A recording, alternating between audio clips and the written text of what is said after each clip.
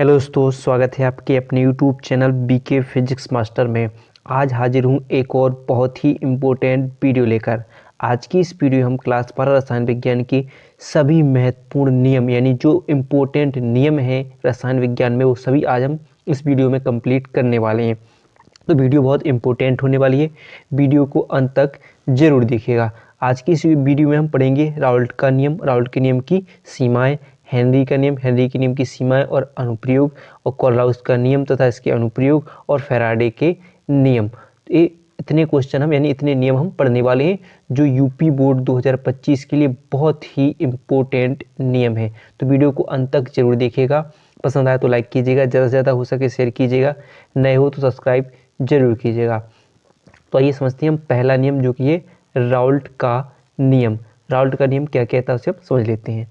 तो देखते हैं कि इस नियम के अनुसार क्या होता है, किसी विलायक में कोई आवासशील विलेय पदार्थ मिलाने पर, जैसे मान लीजिए कोई विलायक है, ऐसे मान लेते कोई विलायक है, ठीक है, ये क्या हो गया विलायक, और इसमें क्या मिलाने पर, कोई आवासशील विलेय पदार्थ मिलाने पर, यानी क्या मिलाने पर, विलेय पदार्थ मिलाने पर, तो मिलाने पर प्राप्त विलयन के वाष्प दाब का आपेक्षिक अवनमन क्या होगा, वाष्प दाब का आपेक्षिक अवनमन विलेय के मूल प्रभाज के बराबर होता है। अगर क्या होगा कि किसी विलायक में कोई आवासशील विलेय मिलाने पर जो विलयन प्राप्त होगा, उस प्राप्त विलयन के बाद जो विलयन प्राप्त होता है, विलयन के बाद वाष्प दाब का आपेक्षिक अवनमन विलेय के मूल प्रभाज के बराबर होगा। यानी क्या होगा कि वाष्प दाब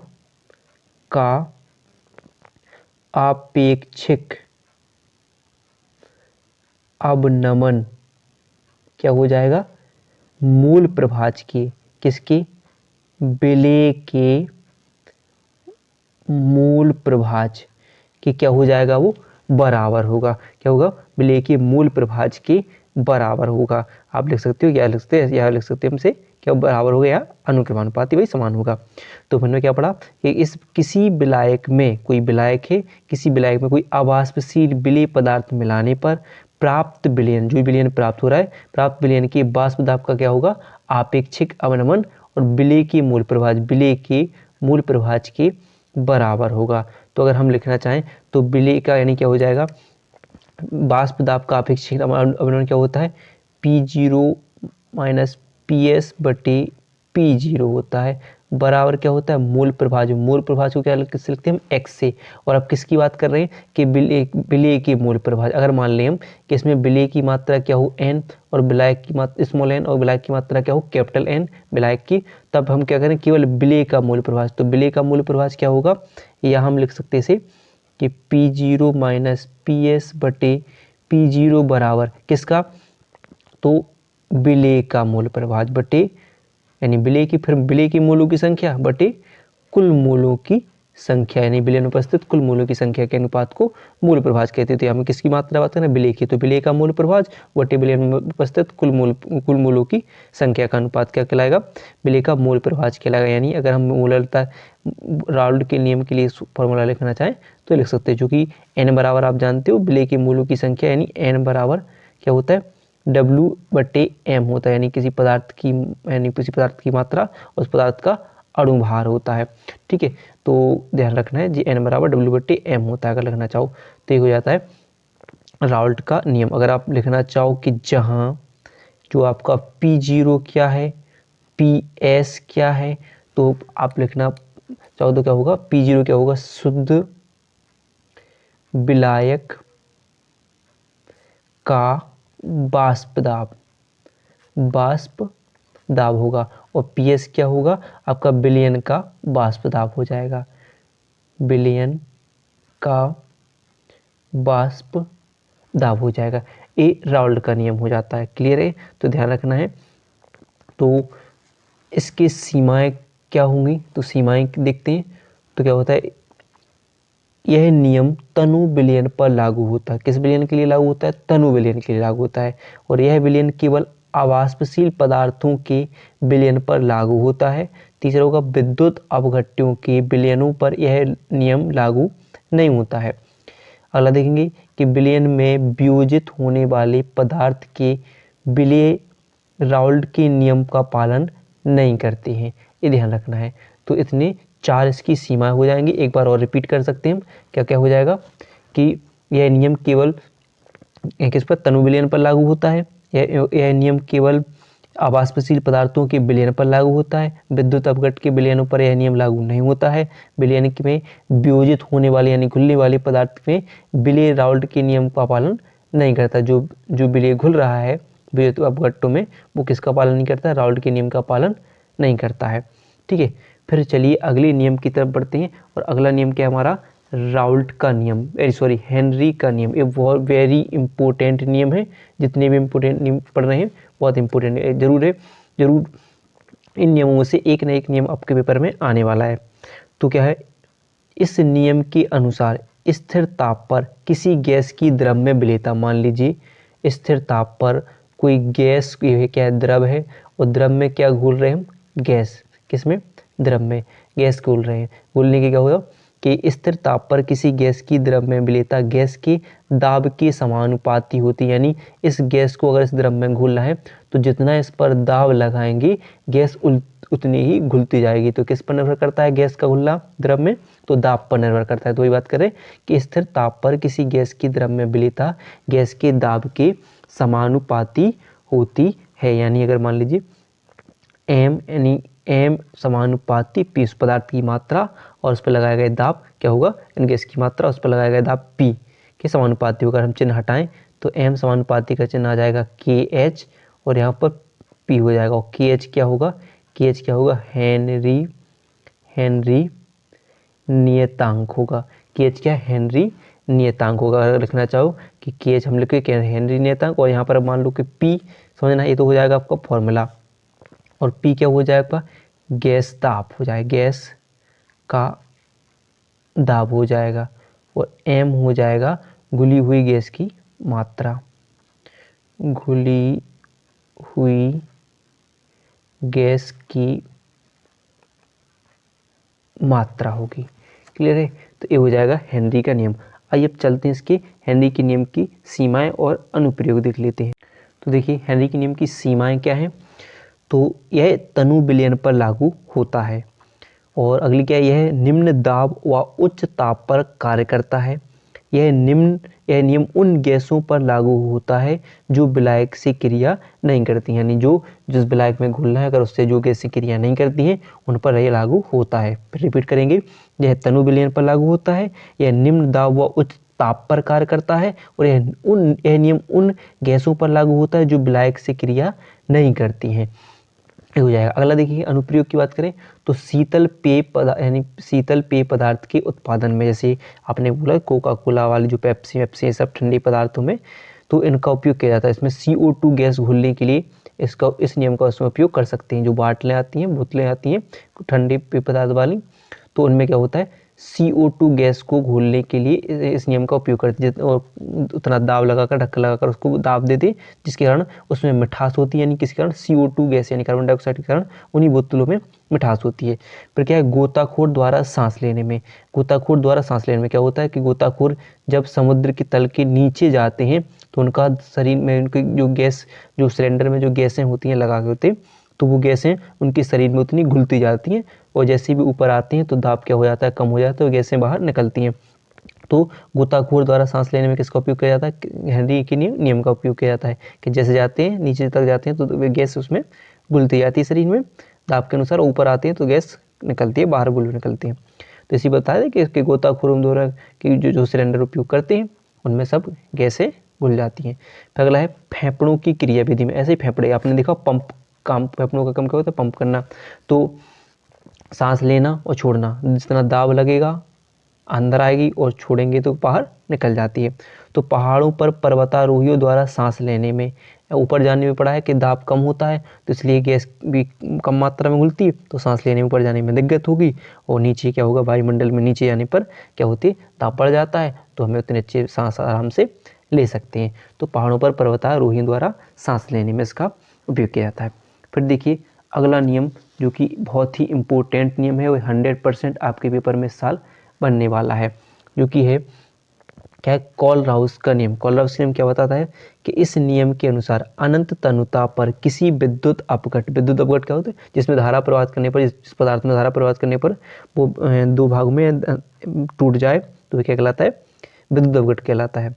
तो अनंत तनुता पर किसी विद्युत अपघट की मूलर चालकता विलयन में उपस्थित कुल धनायनों तथा ऋणायनों की मूलर चालकताओं के योग के बराबर होती है। यानी बात क्या कर रहे हैं कि मान लीजिए कोई विलयन है और मान लीजिए किसका NaCl, मान लीजिए नमक है या कोई भी आप जैसे CH3COOH कोई विलयन ले ले, तो ये विद्युत अपघट है, इसमें धारा प्रवाहित करने पर मान लीजिए कि इसमें Na+ और Cl- में टूट जाए तो इसकी मूलर चालकता तथा विलयन में उपस्थित कुल विलयन जितने भी जीव कुल धनायन और ऋणायन की मूलर चालकता क्या होंगी, आपस में इनका योग बराबर होता है। यानी बात क्या कर रहे हैं कि इसे हम कैसे लिखते हैं कि लैम्डा m से मूलर चालकता लिखते हैं और इन्फिनिटिव यानी अनंत तनुता के लिए इसको प्रदर्शित करते हैं, और किसकी NaCl की मूलर चालकता किसके बराबर होती है, उसके धनायन, यानी यहाँ पर देखोगे कि किसके लिए Na+, ठीक है, और Cl- की अनंत जो तनुता है क्या पड़ा कि कुल धनायनों तथा ऋणायनों की मूलर चालकताओं के योग के क्या होती है, वो बराबर होती है। क्या होती है, एक विद्युत अपघट यानी किसी विद्युत अपघट की मूलर चालकता है, विद्युत अपघट की मूलर चालकता यानी NaCl की मूलर चालकता उसके धनायन और ऋणायन की मूलर चालकताओं के योग के क्या हो जाती है, बराबर हो जाती है। यही क्या होता है, कॉलराउस का नियम कहलाता है। अब चलते हैं इसके अनुप्रयोग की तरफ।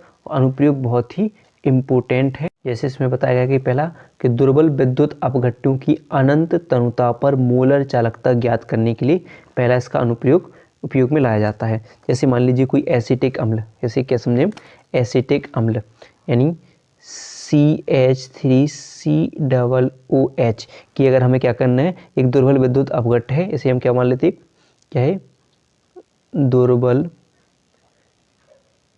विद्युत अपघट्ट है। ठीक है, ये दुर्बल विद्युत अपघट्ट है, इसकी तनुता हमें इसकी मूलर ज्ञात करनी है, यानी इसकी मूलर चालकता हमें ज्ञात करनी है। तो किससे ज्ञात करते हैं, इसके लिए हम कि प्रबल विद्युत अपघट्ट इसमें मिला देते हैं, प्रबल विद्युत अपघट्ट। प्रबल विद्युत अपघट्ट जैसे अगर बात करें हम कि HCl CH3 COONA यानी सोडियम एसीटेट हाइड्रोक्लोरिक अम्ल, और मान लीजिए हम NaCl की विलयनों को अनंत तनुता पर हम इसको इसकी मूलर चालकता किसकी ज्ञात कर सकते हैं, दुर्बल विद्युत अपघट्ट की यानी CH3COOH की ज्ञात कर सकते हैं। कैसे ज्ञात कर सकते हैं, जैसे मान लीजिए नंबर 1 समझते हैं कि मान लीजिए कॉलराउस के नियम के आधार पर हम इसको देखते हैं कि पहले हम किसकी देखते हैं, हाइड्रोक्लोरिक अम्ल की मूलर चालकता यानी HCl की मूलर चालकता है। अगर हम इसको मान लें हम x मान कर चलें तो इसकी मूलर चालकता क्या करेगी कि क्या तोड़ा हमने, ऐसे उसको तोड़ा कि इसका H+ आयन, ठीक है, और दूसरा क्या हो जाएगी, लैम्डा अनंत तनुता पर Cl- आयन हो जाएगी। ऐसे ही हम किसको तोड़ लें कि अगर हम CH3COOH की देखें, CH3COOH के लिए देखें तो इसे हम अगर बाई मान लेते हैं, भी जरूरत पड़ेगी हमें इसकी, तो अगर इसके तोड़ने की बात करें तो क्या होगा, एक CH3 अलग टूट जाएगा यानी Na धनायन होगा, और Cl क्या हो CH3COO क्या होगा, ऋणायन होगा।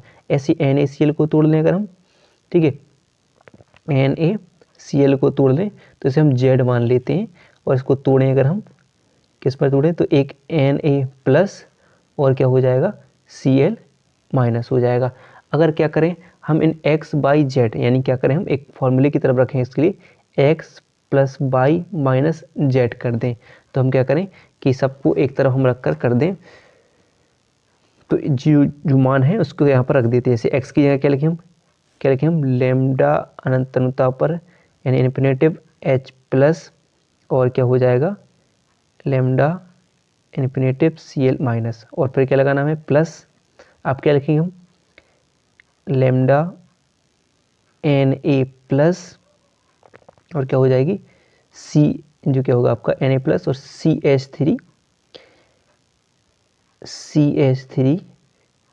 COO, फिर क्या करेंगे माइनस लगाएंगे और क्या लिखेंगे हम लैम्डा Na+ और प्लस क्या हो जाएगा लैम्डा Cl- हो जाएगा। तो आप खुद देख सकते हो कि यहाँ से हम क्या करें Na+ में है Na- में है, Na+ देखो माइनस का है प्लस का ये प्लस में है और माइनस प्लस क्या होगा, माइनस से कट जाएगा, यानी आपका क्या निकल कर आ गया, क्या निकल कर आ गया आपका कि लेमडा क्या होगा H प्लस प्लस क्या हो जाएगा इन्फिनेटिव CH3 COO। यानी अगर आप क्या करो कि CH3 COOH को तोड़ोगे, यानी अनंत अनुता पर देखोगे कि CH3 COOH को तोड़ोगे तो H प्लस होगा और बाकी ये माइनस हो जाएगा, तो ये निकल कर आ जाएगा, नहीं ऐसे ही टूटेगा नहीं। तो किसकी मोलर चालकता ज्ञात होगी, हमें एसिटिक अम्ल की मोलर चालकता इससे ज्ञात हो जाती है। फिर अगला अनुप्रयोग देखते हैं। अगला नियम है, मतलब इसका अनुप्रयोग है वियोजन की मात्रा की गणना करना। अगर किसी भी तनुता पर तुल्यांकी चालकता तथा अनंत तनुता पर तुल्यांकी चालकता का अनुपात वियोजन की मात्रा यानी अल्फा कहलाता है, यानी अल्फा बराबर लेमडा सी बटे लेमडा इन्फिनेटिव, यानी लेमडा सी क्या कहता है सांता सी पर तुल्यांकी चालकता और लेमडा इन्फिनेटिव क्या कहलाता है अनंत तनुता पर तुल्यांकी चालकता ही ज्ञात कर सकते हैं। ठीक है, तो आपको दो अनुप्रयोग ध्यान रख लेना है। फिर अगला है फैराडे के नियम। फैराडे के नियम दो हैं, प्रथम नियम और द्वितीय नियम। तो प्रथम नियम क्या कहता है कि इस नियम के अनुसार विद्युत अपघटन के समय इलेक्ट्रोड पर मुक्त हुई पदार्थ की मात्रा उसमें प्रवाहित आवेश की मात्रा के अनुक्रमानुपाती होती है। यानी मान लीजिए कि पदार्थ की मात्रा क्या है W, उसमें प्रवाहित आवेश की मात्रा क्या है Q है, कि अनुक्रमानुपाती होती है। अगर हम इस अनुक्रमानुपाती के चिन्ह को हटाएं तो Z आ जाएगा। Z क्या होगा आपका विद्युत रासायनिक तुल्यांक होता है। क्या होता है कि Z बराबर क्या होता है विद्युत रासायनिक क्या होता है तुल्यांक कहलाता है, विद्युत रासायनिक तुल्यांक कहलाता है। या अगर आपने एक चीज़ पढ़ी हुई तो फॉर्मूला करके, या आपने पढ़ा होगा कि Q बराबर क्या होता है IT होता है। तो अगर हम यहाँ पर रखना चाहें तो W बराबर Z, Q की जगह क्या लिखें हम IT, तो एक फॉर्मूला A बन जाएगा। तो इस प्रकार आप इसको निकाल सकते हो। तो सिंपल सी बात है कि विद्युत अपघटन के समय इलेक्ट्रोड पर मुक्त हुए पदार्थ की मात्रा उसमें प्रवाहित आवेश की मात्रा के अनुक्रमानुपाती हो जाती है। तो पदार्थ की मात्रा क्या कहलाए W, Q क्या कहलाए आवेश, ठीक है, और Z क्या है यहाँ पर तुल्यांक की रासायनिक यानी विद्युत रासायनिक तुल्यांक कहलाएगा, यानी नियतांक है ये फॉर्मूला बनकर आ जाएगा। फिर देखिए अगला नियम क्या कहता है, तो द्वितीय नियम। द्वितीय नियम क्या कहता है, इस नियम के अनुसार जब विद्युत धारा की समान मात्रा विभिन्न विद्युत अपघट्यों में प्रवाहित की जाती है तो इलेक्ट्रोडों पर मुक्त होने वाले पदार्थ की मात्राएं उनके तुल्यांकी द्रव्यमान या विद्युत रासायनिक तुल्यांक के समानुपाती होती है। यानी अगर मान ले कि बात करें इस पदार्थ की मात्रा क्या होगी W1 अलग अलग क्या होगी इलेक्ट्रोड में मुक्त हुई, क्या जब विद्युत धारा की समान मात्रा विभिन्न विद्युत अपघट्यों में प्रवाहित की जाती है तो इलेक्ट्रोड पर मुक्त होने वाले पदार्थ की मात्रा उनकी तुल्यांकी द्रव्यमान या विद्युत धारा तुल्यांकी द्रव्यमान मान लेते हैं या तुल्यांकी भार मान लेते हैं E1। तो अलग अलग उसका भार उसकी जो तुल्यांकी द्रव्यमानों की अलग अलग अनुक्रमानुपाती होता है। जैसे मान लें कि W1 अनुक्रमानुपाती E1 और W2 अनुक्रमानुपाती E2। अगर हम इनको अगर लिखना चाहें तो कैसे लिख सकते हैं कि अनुक्रमानुपाती का जो चिन्ह हटाकर W1 बटे W2 बराबर E1 बटे E2 लिख सकते हैं, बराबर होती है यानी समानुपाती होती हैं। तो हम ऐसे इसको लिख सकते हैं। ठीक है, तो ये इसका फॉर्मूला बन जाता है। तो एक द्वितीय नियम कहलाता है। तो अगर वीडियो पसंद आई हो तो वीडियो को लाइक और चैनल को सब्सक्राइब करना ना भूलिएगा।